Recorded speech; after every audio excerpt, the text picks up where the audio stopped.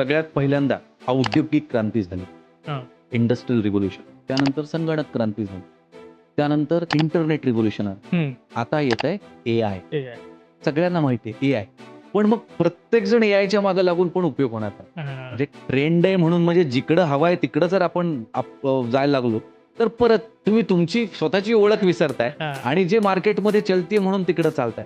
Of course AI मध्ये खूप चांगले करिअर आहे. मग तुमची जी काही फील्ड आहे, AI हे कम्प्युटर सारखं आहे. जसं हां. कम्प्युटरचा वापर प्रत्येक क्षेत्रात आहे, करेक्ट.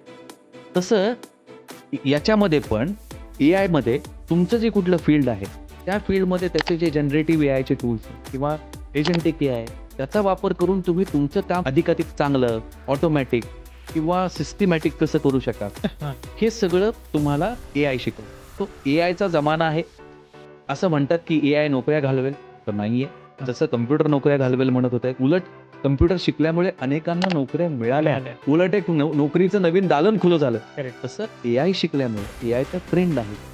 तुमच्या फील्डमध्ये जर तुम्ही रिलेटिव्ह AIचे स्किल्स घेतले हं. तर अनेक दालनं खुली होतील. AIचा जमाना आहे. AI शिवाय काही नाही हे जरी खरं असलं तरी फक्त AIच्या मागे लागलं नाही पाहिजे, हे पण तेवढंच सगळ्यांनी लक्षात घेतलं.